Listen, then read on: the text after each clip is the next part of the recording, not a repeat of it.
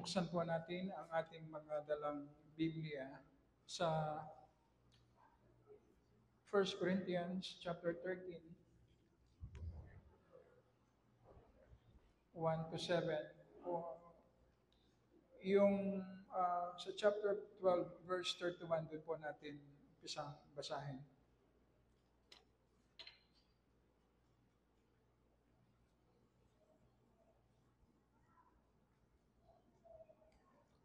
Chapter 12, verse 31 hanggang chapter 13, verse 7.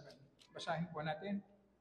Subalit, pagsikapan ninyong mithiin ang higit na dakilang mga kaloob, at ipapakita ko sa inyo ang isang daan na walang kahambing.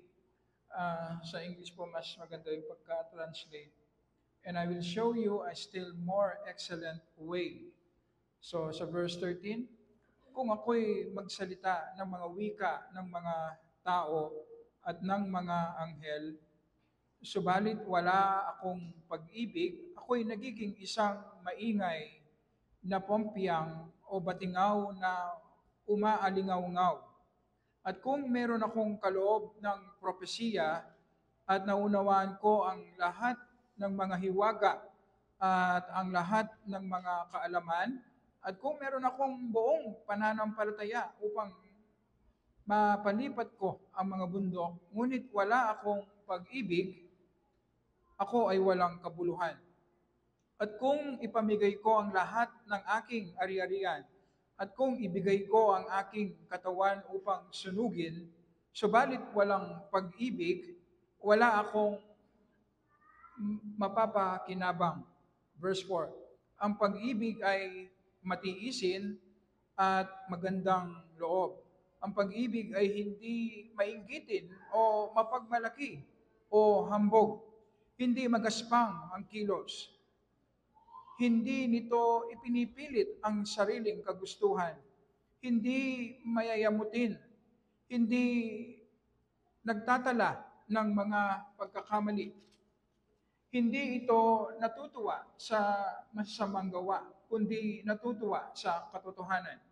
Pinapasan nito ang lahat ng bagay, pinaniniwalaan ang lahat ng bagay, inaasahan ang lahat ng bagay, tinitiis ang lahat ng bagay. Tayo po ay mag-pray. Humihingi po kami ng tulong, Panginoon, sa umpisa ng aming pag-aaral patungkol sa pag-ibig. Ikaw po ang mag-lead sa amin. At ang dalangin po namin, Panginoon, hindi lamang ang magkaroon kami ng kaalaman, kundi may apply namin ito sa aming mga buhay, individually at bilang isang iglesia. Dahil sa ganitong paraan lamang, Panginoon, kami mag-grow, magiging useful ang church na ito, magiging acceptable sa iyong harapan ang mga ginagawa naming paglilingkod. Kaya naman, humihingi kami ng tulong na i-bless mo po ang iyong mga salita sa aming mga buhay para sa luwalhati ng pangalan ng aming Panginoong Yesus. Amen. Okay. Tayo po ay mag-umpisa sa bagong serya natin sa Sunday School, ang tungkol sa pag-ibig. Ang mga bersikulo na ating binasa ay popular hindi lamang sa mga Kristiyano, kundi kahit sa mga unbelievers. Actually, ito ang binabasang teksto tuwing merong ikinakasal. Di ko alam kung meron po sa inyo, nung kinasal kayo, pinabasa ninyo ang tekstong ito. Hindi naman po mali, pero madalas out of context ang binibigay na interpretation dito. Makikita natin ang konteksto po nito, kaya binasa natin magmula chapter 12, verse 31, makikita natin na ito ay tungkol sa mga kaloob, tungkol sa paglilingkod sa loob po ng iglesia. Alam natin na ang church sa Corinto ay gifted ang mga Christians. Gusto nilang maglingkod, masigasig sila sa paglilingkod. Pero ang problem, ang ang kanilang paglilingkod dahil sa kanilang immaturity ang nagdudulot ng malaking problema sa kanilang iglesia. Nagsisiraan sila, ginagamit nila ang paglilingkod para i-promote ang kanilang sariling interest o ginagamit nila ang kanilang kaalaman sa salita ng Panginoon upang sirain ang mga taong dapat sana ay kanilang paglingkuran. So, may malaking problema sa loob ng ng church. So, ang ginawa ni Apostol Pablo sa chapter 12, diniscuss nga kung ano ang disenyo ng Panginoon sa ating mga spiritual na kaloob. At pagkatapos nito ay ibinigay niya ang ating teksto na binasa na ito ay tungkol sa pag-ibig. Ang sabi niya, at ipapakita ko sa inyo ang isang daan na walang kahambing. At pagkatapos ay sinabi niya o binigyan niya ng definition ang love. At alam natin, ang pag-ibig ay bunga po ng banal na espiritu. At makikita natin sa kung papaano po ibinigay ni Apostol Pablo ang chapter 13 based sa kanyang context, makikita po natin na mas mahalaga. Ulitin ko po, mas mahalaga sa ating mga Kristiyano na tayo ay lumakad sa Espiritu. Kapag tayo ay lumalakad sa Espiritu, nagmamanifest ang bunga ng banal na Espiritu sa atin. At ang isang bunga ng banal na Espiritu ay pag-ibig. At kapag ang Holy Spirit ang nagkokontrol sa atin, lumalakad tayo sa Holy Spirit, ang ibig sabihin, ang mag-empower sa atin ay ang Holy Spirit para gamitin natin ang ating spiritual na kaloob. At sa ganitong paraan, makikita po natin sa kung paano natin gagamitin ang ating spiritual na kaloob, makikita po natin na magiging acceptable sa Diyos ang ating ginagawang paglilingkod at hindi lamang magiging acceptable, kundi tayo rin magbe-benefit tayong mga naglilingkod. Hindi magiging kasiraan personal sa atin ang ginagawa nating paglilingkod.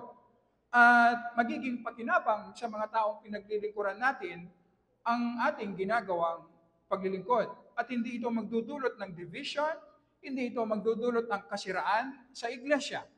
Dahil ang nag-i-empower, ang nag-i-empower sa ating mga kaloob ay ang Holy Spirit. So nakita niyo po ang difference. So sa kabilang banda naman, makikita natin ang nangyayari sa Corinth, meron silang iba't ibang spiritual na kaloob. Ang problem, hindi sila lumalakad sa Espiritu. Ang ibig sabihin, hindi ang Holy Spirit ang nagkokontrol sa kanila. Ang ibig sabihin, hindi po nagpa-manifest ang mga Christian graces, ang isa dito ay pag-ibig.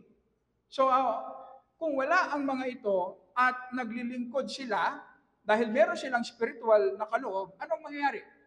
Nagsisiraan sila. Lahat sila gusto nilang maglingkod at gusto nila yung kaloob na public yung nakakapagsalita sa harap. Ayaw nila yung mga kaloob na naglilingkod na nakatago. At naglilingkod sila na pinopromote nila ang sarili nilang interest. Huwag po natin kakalimutan, ang ministry, hindi po yan safe. Pwede kang naglilingkod pero sinisira mo ang iyong sarili.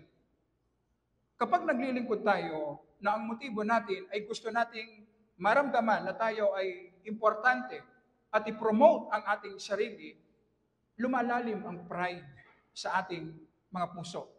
So every time na naglilingkod tayo, lumalalim tayo sa kasalanan at hindi natin nakikita, nasisira tayo.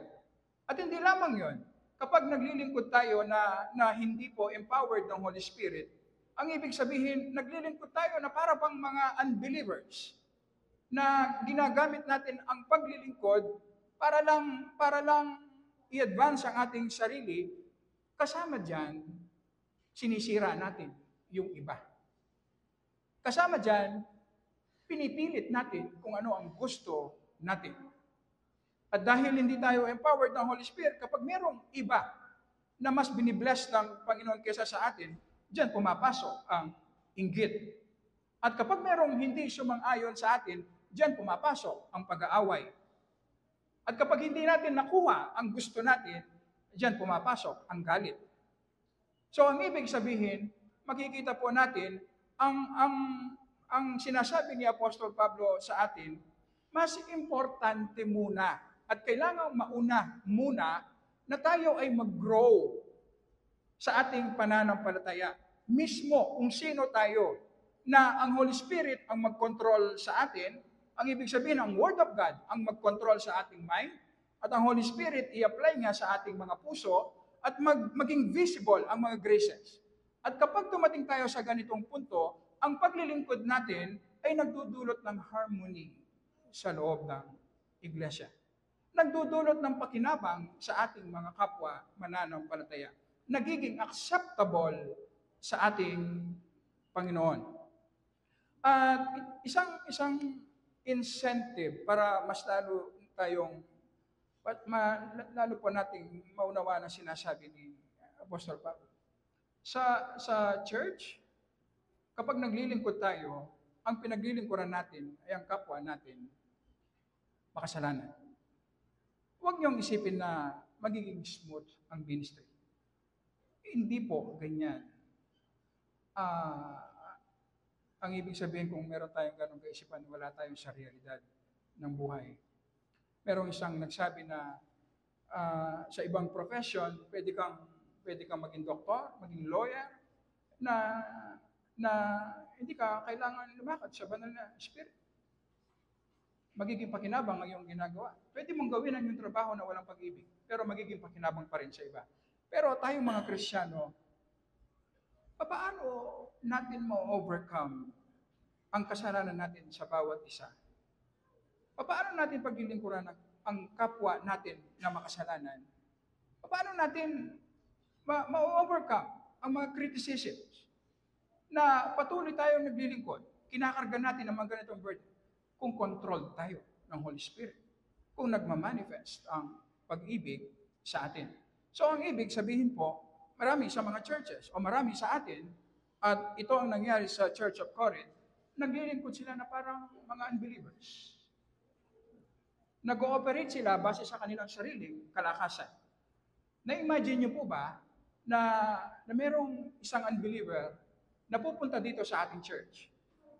Unbeliever, pero meron siyang alam sa Word of God. Meron siyang kakayahan na mag-preach. At i-allow nating mag-preach sa ating iglesia. O kaya i-allow nating mag-operate sa ating sound system kahit hindi Kristiyano. Hindi natin ma-imagine ang ganong klaseng situation. Kailangan Kristiyano. Di ba? Kailangan mananampalataya, may bagong buhay, may spiritual life para maging pakinabang. Pero alam niyo po ba, kapag tayo mga Kristiyano, lumalakad tayo sa laman, ang ibig sabihin, hindi natin ginagawa ang ating daily devotion, hindi tayo nagpe-pray, hindi tayo nagiging seryoso sa pagsunod natin sa kalooban ng Panginoon, pero naglilingkod tayo. Ang ibig sabihin po, naglilingkod ka gamit ang sarili mong kalakasan. Naglilingkod ka na para bang hindi ka Kristiyano. Kaya napakadaling madismaya sa mga problema na nakikita mo sa church.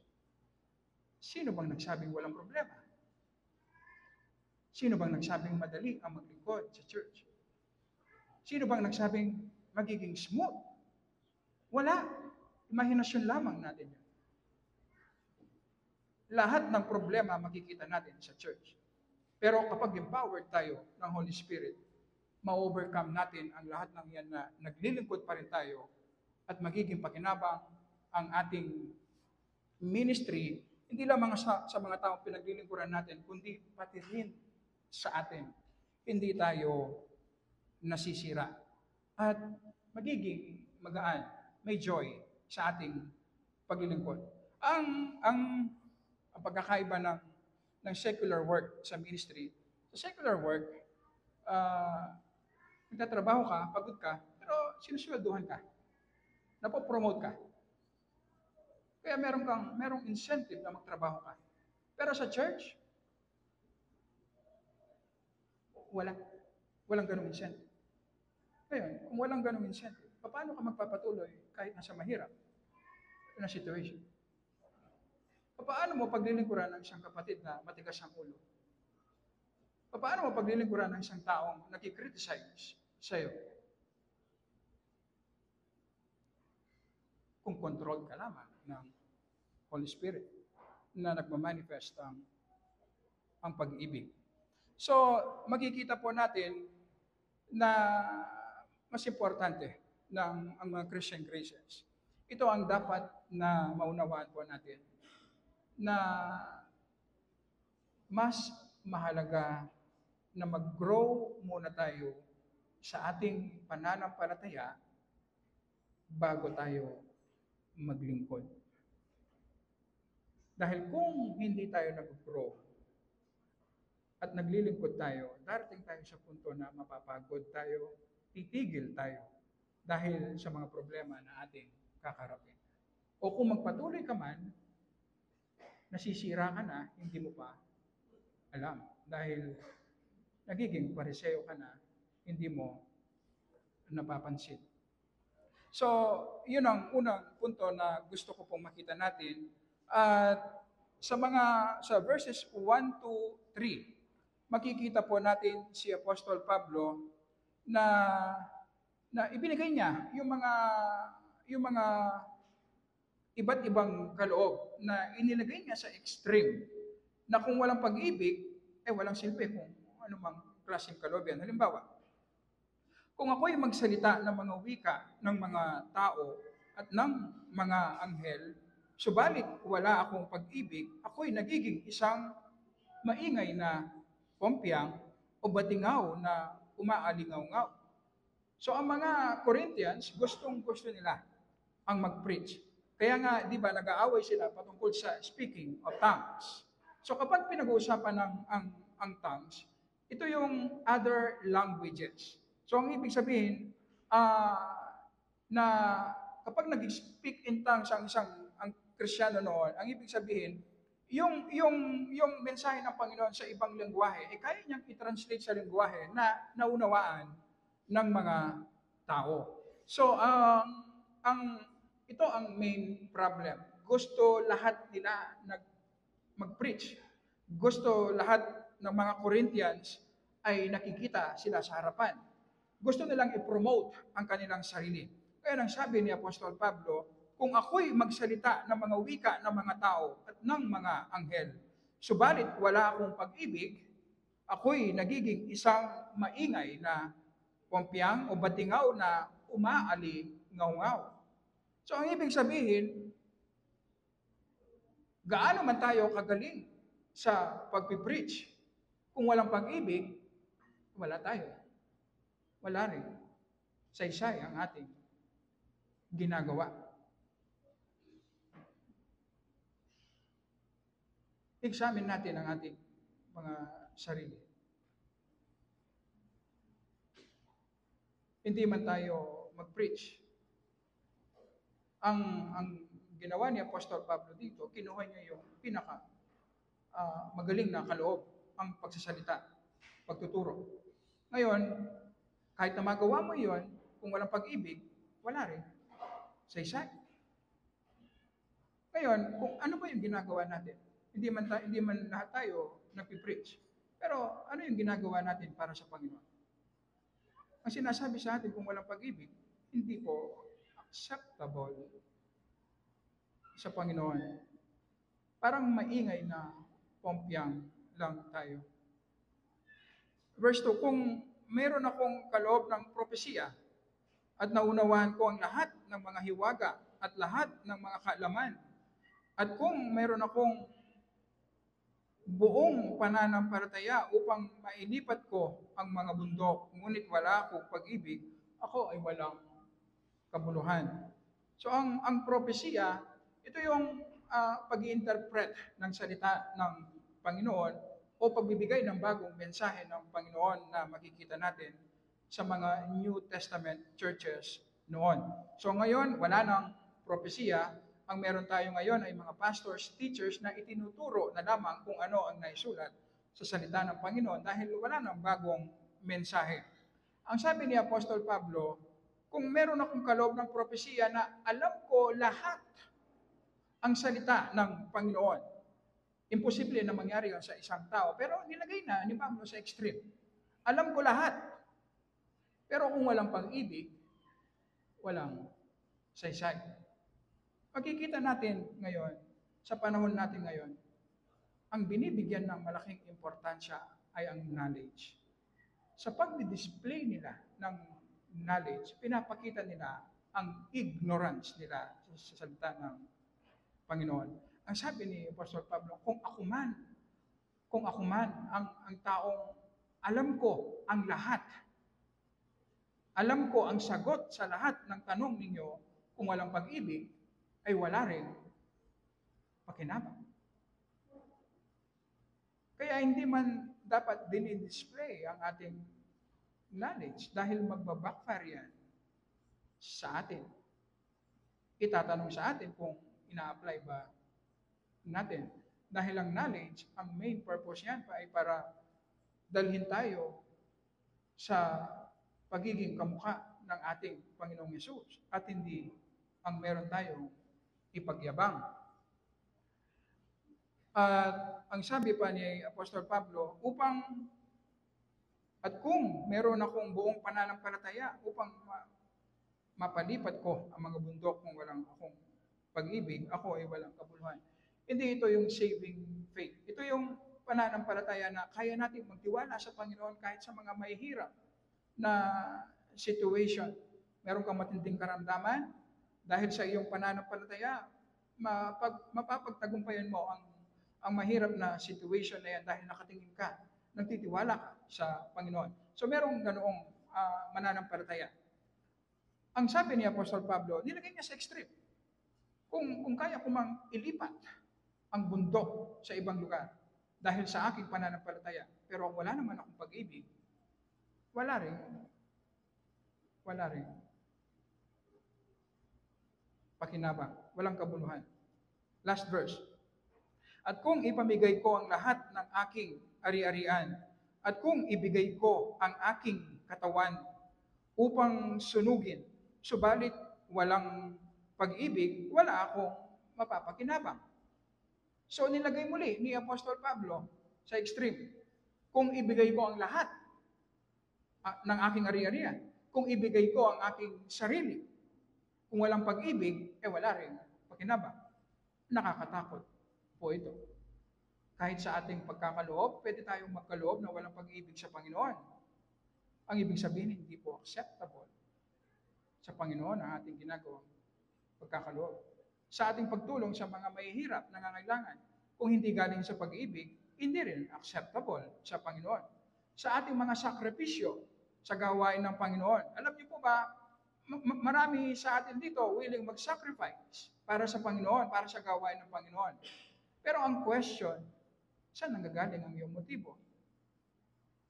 Sa pag-ibig ba sa Panginoon o pag-ibig sa iyong sarili? Ang sabi ni Apostol Pablo, kung galing sa pag-ibig sa iyong sarili, hindi galing sa pag-ibig sa Panginoon, sayang lang ang ating mga sakripisyo. So nakikita natin ngayon, ang unang gusto ko pong makita natin, kung titignan po natin, sinama ni Apostol Pablo ang kanyang sarili. Ang sabi niya, kung ako'y magsalita ng mga wika ng mga tao at walang pag-ibig, walang saysay. Kung meron akong kaloob na propesiya, kasama siya, kung ibigay ko ang aking sarili. Ang ibig sabihin po, naunawaan ni Apostol Pablo ang kanyang puso na siya ay makasalanan. Kaya naman, alam niya ang temptation sa atin. Na kapag tayong mga Kristiyano po, dahil sa ignorance natin, sa ating pagkamakasalanan, basta na lang tayo naglilingkod na hindi man natin ine-examine ang ating mga sarili. So ang bottom line dito, sa ating doktrina, alam natin na tayo ay makasalanan. At yun ang pinangahawakan natin at hindi natin kayang iligtas ang ating sarili sa pamamagitan lamang ng pananampalataya. Pero ang pinag-uusapan natin, hindi yung profession natin, kundi kung ano ang totoo sa ating mga puso. Tunay ba nating nararamdaman na tayo ay makasalanan? O teorya lang sa atin? Kung tunay nating nararamdaman at naunawaan na tayo ay makasalanan, na kahit na tayo ay mananampalataya na, ay meron tayong defective na puso, na kahit ang pagkakaloob sa Panginoon ay pwede kong gamitin para i-promote ang aking sarili. Kahit ang pagiging martir na ibigay ko ang aking buhay para sa iba, pwede kong gawin para sa aking sarili, hindi para sa iba. Hindi ba yan ang ginagawa ng maraming mga unbelievers? Willing nilang ibigay ang kanilang buhay para sa bansa, para maging popular, para maging sikat. Alam niyo po ba, hindi tayo immune sa mga ganitong makasalanang motibo. Pwede natin gamitin ang ating kaloob para lang sirain yung taong kinaiinasan natin. Pwede natin gamitin ang ating kaloob para maramdaman natin na tayo ay importante o pagtakpan natin ang ating mga kasalanan. Alam niyo po ba, meron akong nabasa at kinukwento ko ito sa mga kapatid.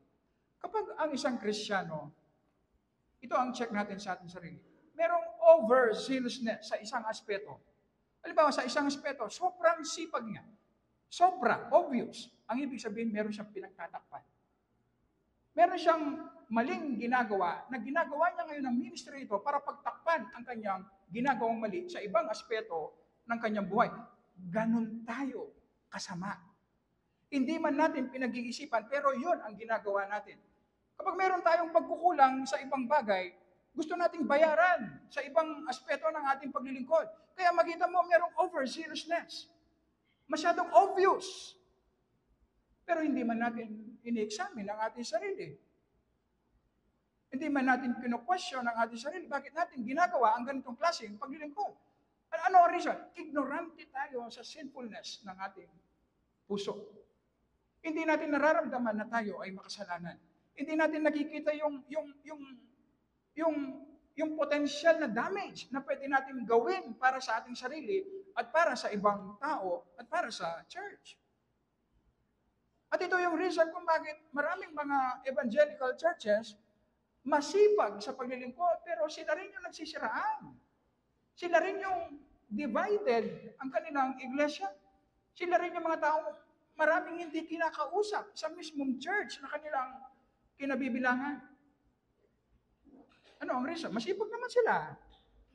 Ang reason, mas ginagawa nilang priority ang paglilingkod kesa sa kanilang spiritual maturity. Hindi ang Holy Spirit ang nagko-control sa kanila. Sa Revelations chapter 2, pinag-aralan natin ito. Ang church sa Efeso, nasa bingit ng kamatayan. Alam niyo po ba, maraming mga mabubuting ginagawa ang church sa Efeso noon. Masipag sila sa paglilingkod. Matapat sila sa paglilingkod. Kahit sa doktrina, kung meron mang pumasok na ibang mga tagapagturo, chine-check muna nila. Mabusisi sila pagdating sa doktrina. Gusto nilang maging tama at pure ang kanilang doctrine. Pero isang problem, kinalimutan nila ang pag-ibig nila sa Panginoon. Ngayon, ano yung possible na resulta? Papatayin sila ng Panginoon. Papatayin ng Panginoon ng church kung hindi sila mag-repent. Ano yung sinasabi sa atin? Posible, ang isang church masipag sa paglilingkod pero namamatay na pala. Posible, ang isang Kristyano masipag na naglilingkod pero nagbabackslide pala. At ito ay isang pwedeng gawin ni Satan sa atin. Magkaroon tayo ng kaisipan na involved tayo sa church, nagsasacrifice tayo para sa church, nag-involve tayo sa ministry, pero dahil ginagawa natin sa ating sariling kalakasan, paunti-unti nasisira tayo, hindi natin alam. Hanggang sa dumating sa point na babagsak na lang tayo ng tuluyan.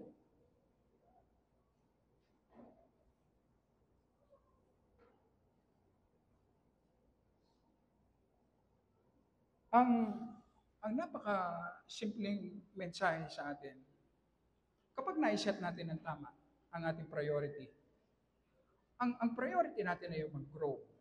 Ang ibig sabihin, ang priority natin ay ang ating daily devotion sa word and prayer.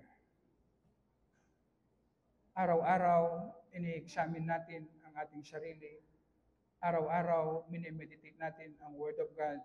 Araw-araw, nagpipray tayo, nakikipag-liig tayo sa Panginoon. Araw-araw, ginagawa natin ito. Kino-confess natin ang ating kasalanan. Minomortify natin ang ating kasalanan. At araw-araw, bumabalik tayo sa pag-ibig ng Panginoon sa atin. At araw-araw, nagsisikap tayo na sundin ang kanyang kalooban.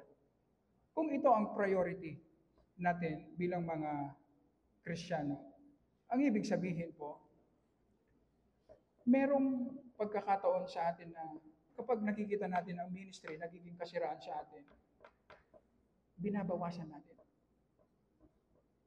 Kung nagiging hadlang na ang ministry para sa ating spiritual growth, may time na nagre-rest tayo sa ministry. O kung naglilingkod man tayo at kaya natin maglingkod, siguraduhin natin na hindi natin pinababayaan ang ating daily devotion. Hindi pwede. The moment na mag-stop tayo sa ating daily devotion, magsiserve tayo gamit ang sarili nating kalakasan. At dyan papasok ang maraming problema. At hindi mo man intensyon, posibleng gamitin ka ni Satan para sirain, i-divide ang church. So ayaw nating maging ignorante. Ayaw nating maging ignorante sa kung ano ang ginagawa ni Satan, kung ano ang disenyo ng Panginoon sa atin. Tama, pwede tayong gamitin yung mga masipag na Kristiyano kapag lumalakad tayo sa laman. Tayo yung magandang instrumento para i-divide ang church. Pansinin niyo sa mga church, sino yung nagiging problema? Yung mga masisipag. Sila yung nagiging problema ng church. Hindi man yung mga tamad, hindi. Usually yung mga tamad, nakaupo lang yan. Hindi yan nagsasalita. Yung mga malakas ang boses, yung mga nanggugulo, sila yung mga masisipag. Sila. So kung alam natin ang ating sarili, kaya natin bantayan at gawing priority. Kailangan tayong mag-grow muna sa ating spiritual maturity, ang ating daily devotion sa word and prayer. At kapag nag-grow tayo, ito po yung huwag natin kakalimutan. Gaano man kaunti ang ating ginagawa. Kapag empowered yan ng Holy Spirit, malawak ang pwedeng abutin yan. Hindi yan paramihan ng ginagawa. Ang tanong, kung ang Holy Spirit ang nag-empower sa atin, kahit kaunti lang, kayang i-multiply ng Panginoon yan. Magiging effective tayo. Magkakaroon ng power ang ating ministry. At hindi magiging pabigat. Hindi natin maiisip na mabigat ang ministry. May enjoy natin ang ministry. Kung hindi mo na-enjoy ang ministry ngayon, ang ibig sabihin, lumalakad ka sa laman. Nagmi-minister ka na para bang unbeliever ka. So, ang kailangan mo ay ang Holy Spirit. At dito tayo papasok sa panghuli. Sa 1 John chapter 4, verse 19, una tayong inibig ng Panginoon, kaya marunong tayong umibig ngayon. Ang ibig sabihin po, Kung gusto natin mag-manifest ang pag-ibig sa atin, mag-focus tayo sa pag-ibig ng Panginoong Yesus para sa atin. Tingnan natin ang isang tagpo sa Mark chapter 10, ang tagpo ng Panginoong Yesus at ng rich young ruler. Lumapit ang rich young ruler sa ating Panginoong Yesus. At tinanong kung ano ang dapat niyang gawin upang magkaroon siya ng buhay na walang hanggan. Magandang tanong. Kung tayo po ay mamamatay, importante na malaman natin kung paano tayo magkakaroon ng buhay na walang hanggan. At dahil nababasa ng Panginoong Yesus ang puso ng rich young ruler, ang sabi ng Panginoong Yesus, sundin mo ang mga kautusan ito. Huwag kang papatay, huwag kang mangangalunya, huwag mo sisirain ang reputasyon ng ibang tao. Lahat ng mga kautusan patungkol sa ating kapwa, huwag kang magnanakaw. I-honor mo ang iyong mga magulang. Alam niyo po ba, ano ang sagot ng rich young ruler? Magmula pagkabata, sinusunod ko na yan. Kung i-translate natin yung mga kautusan na ito, hindi ba ang 10 kautusan, yan ay naka-under sa, pwede natin i-summarize sa 2. Mahalin natin ang Diyos ng buong puso, ng buong kalakasan, at ng buong kaluluwa. Mahalin natin ang ating kapwa, gaya ng pagmamahal natin sa ating sarili. So kung ganun ang interpretation natin, ang ibig sabihin, nung sinabi ng Panginoong Yesus, sundin mo ang mga kautosang ito, parang yung sinabing, mahalin mo ang iyong kapwa, gaya ng iyong sarili. Ano ang sagot ng rich young ruler? Magmula pagkabata, minamahal ko na ang aking kapwa, gaya ng aking sarili. Kamukha natin ang rich young ruler. Hindi natin nakikita ang ating mga sarili. Hindi natin nakikita na hindi tayo marunong umibig. At alam niyo po ba, nung sinagot ito ng rich young ruler, tinignan siya ng Panginoon ng merong pag-ibig. Na merong pag-ibig. At ang sabi ng Panginoong Yesus, isa na lang ang dapat mong gawin. Ibenta mo ang lahat ng iyong ari-arian at pamigay sa mga mahirap at sumunod ka sa akin. Panghuling test, kung talagang mahal niya ang Panginoon at ang kanyang kapwa. At dahil sobrang yaman ng rich young ruler, siya ay malungkot na tumalikod sa Panginoon. Pero ang gusto kong makita po natin dito, tama, kamukha tayo ng rich young ruler. Hindi natin nakikita ang sinfulness ng ating heart. Hindi natin nakikita yung kakulangan natin sa pag-ibig. Pero ang nakakamangha dito, makikita po natin, minahal ng Panginoon ang rich young ruler. Merong isang nagsabi, ang isang taong self-righteous, ang isang taong iniisip niya na nakukuha niya lahat, nasusunod niya lahat, ito yung isang taong napakahirap mahalin. Pero minahal siya ng Panginoon. At ito yung gusto kong makita natin. Ang pag-ibig sa ating kapwa, ang ating kapasidad na ibigin ang ating kapwa, nagmumula yan sa pangunawa natin sa pag-ibig ni Kristo sa atin. Every time sa ating daily devotion, nababasa natin ang Word of God, especially sa mga gospel accounts. Try nating tignan ang mga katangian. Silipin ang mga katangian. Especially ang pag-ibig ng Panginoong Yesus. Ang kanyang mercy, ang kanyang grace sa atin. Kapag nakikita natin yan, na nagme-melt yung sin, yung katigasan ng ating puso. Kapag nasa-saturate tayo ng pag-ibig ng Panginoon,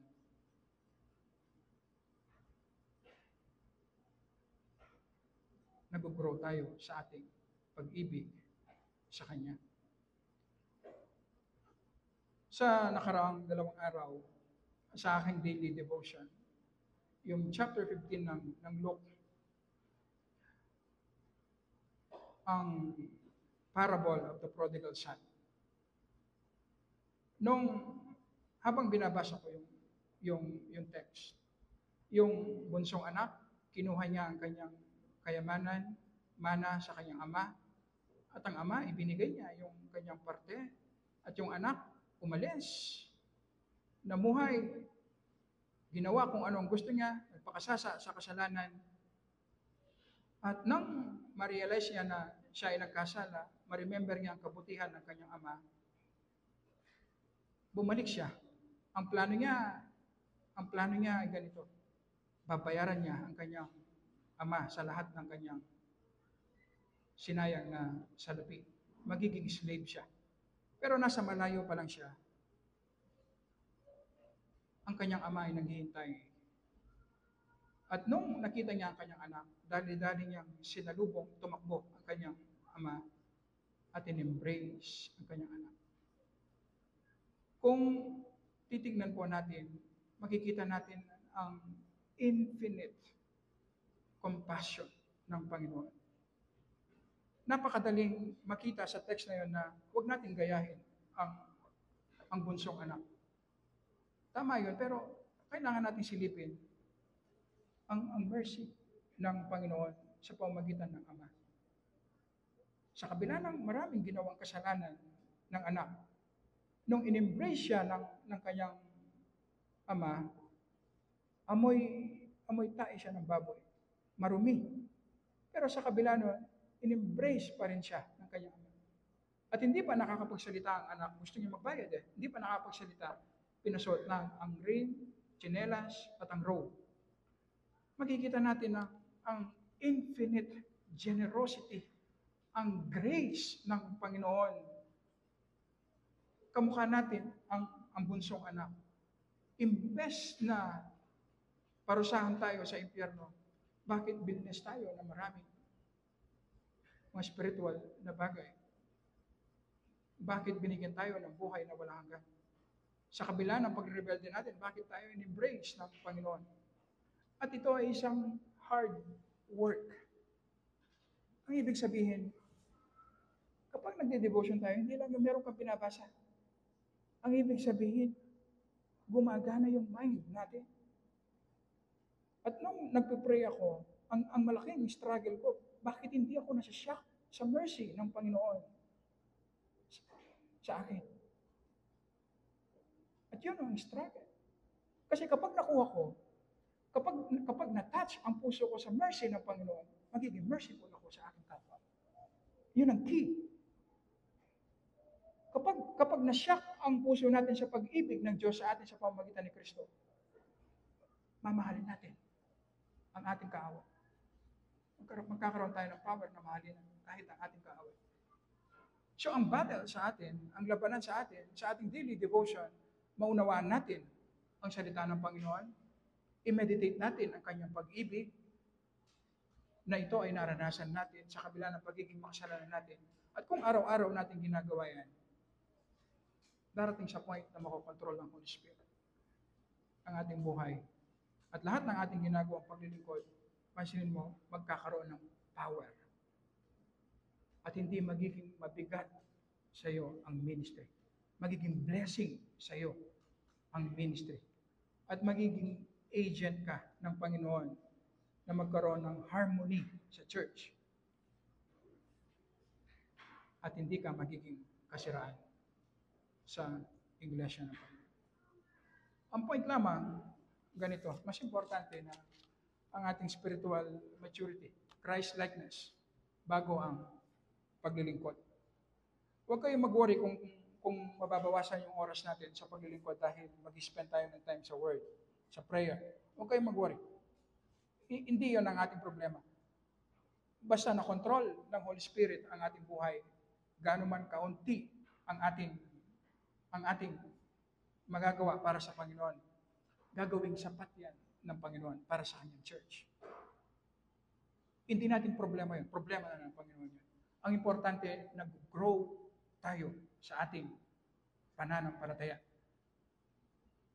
Meron tayong daily devotion sa word and prayer. At kung ano na lamang ang natitira sa ating time, yun lang ang ilalaan natin sa ministry. At makikita natin.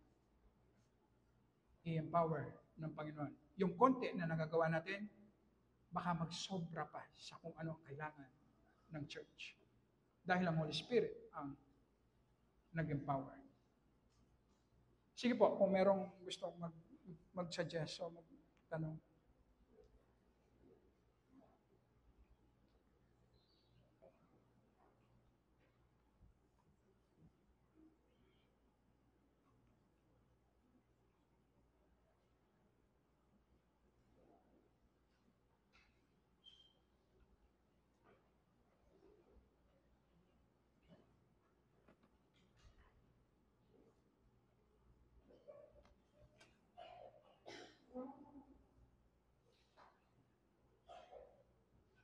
Sige po, kung wala, 12 o'clock na po. Si Brother Rudy po, isa tayo sa panalangin.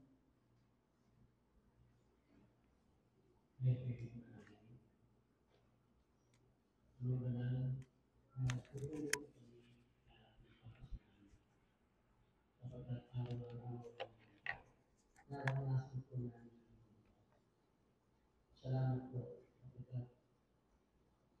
Naunawaan namin kung sino at kung sino ka sa mga nakita po namin ang mahalaga na ginawa ni Kristo para sa aming mga kasalanan. Salamat po, Panginoon. Isinulungan ang banal na Espiritu upang aming mga kasalanan ay naunawaan namin ang bawat isa. Salamat po sa iyong message. Salamat po sa pagbabayad study na kami ay nandito dyan knowledge, wisdom,